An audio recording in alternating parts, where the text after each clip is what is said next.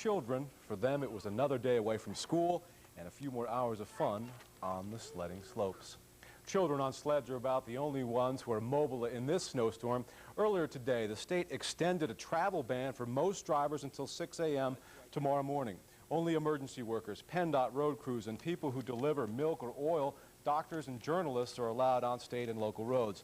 Now, the state extended that ban because most of the roads haven't been plowed and drifting snow is making driving treacherous.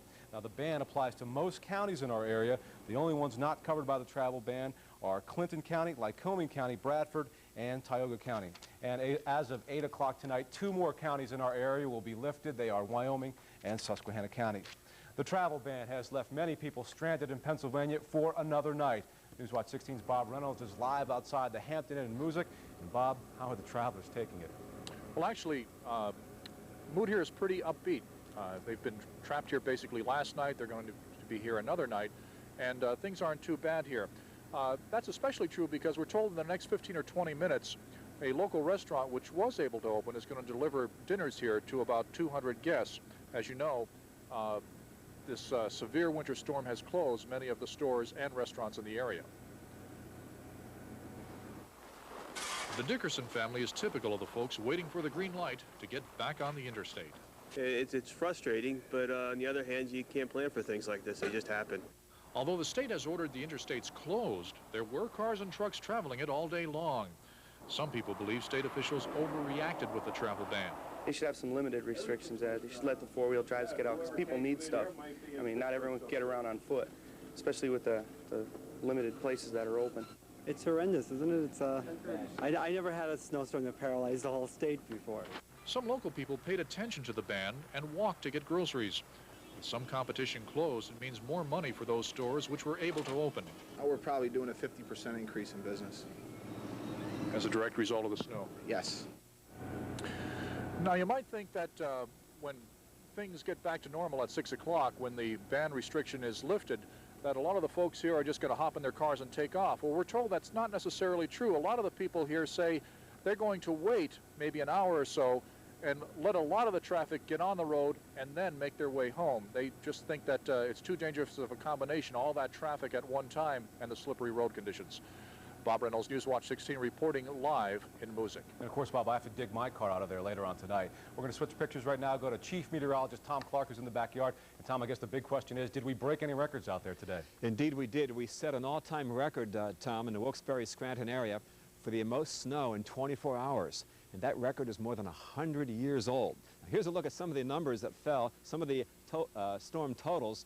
And it was quite a contrast from north to south across the region. You go to the north, we had 7 inches in Towanda, about 13 in Hartford. Up in Sayre at the border, 1 inch of snow. 0, no snow in Binghamton.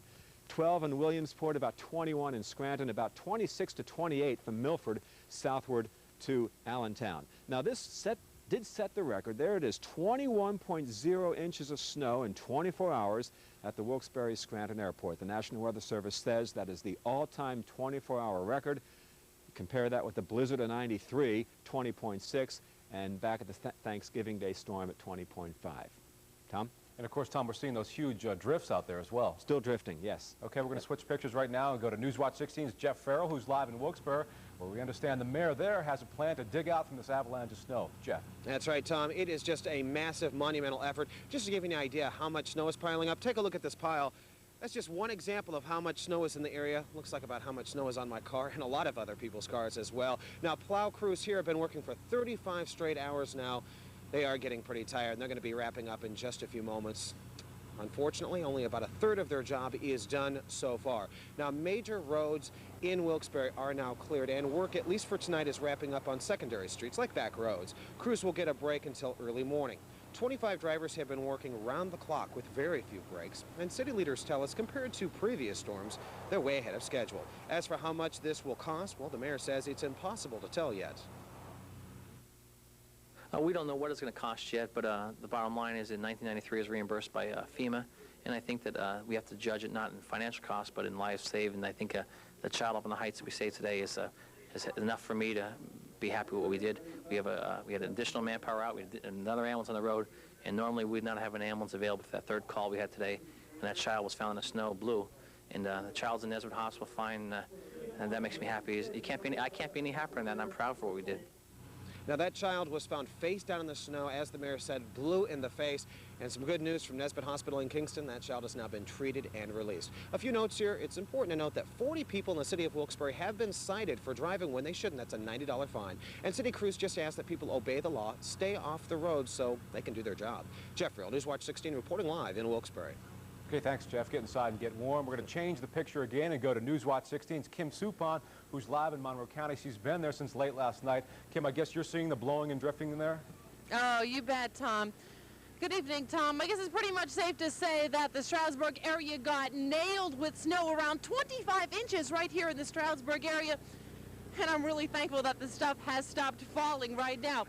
But we do have this horrible biting wind to contend with. You see, every once in a while it just picks up and it starts blowing all of this white stuff all over the place.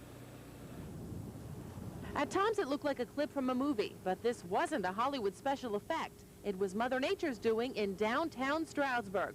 Blowing, drifting on top of falling snow had police cruisers on duty, crews working feverishly to get rid of the stuff, and cars spinning their wheels.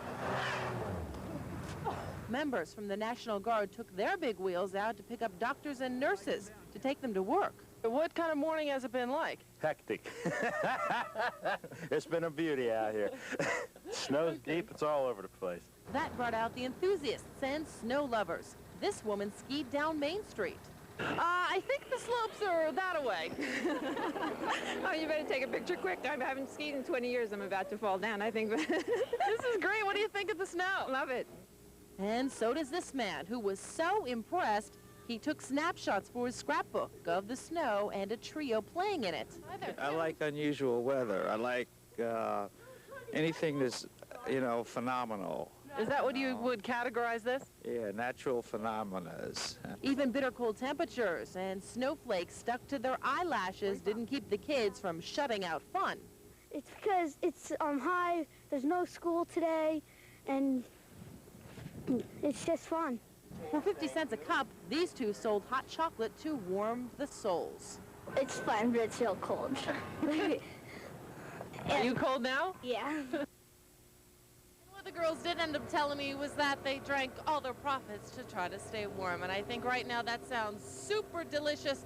A cup of hot chocolate. I'm going to grab one right now. Kim Supon, Newswatch 16, reporting live from Stroudsburg. Tom? Kim, I want to know who's going to dig out the satellite truck. I think I'll leave that up to the photographers to do. I gotta go warm up. Okay, thanks, Kim.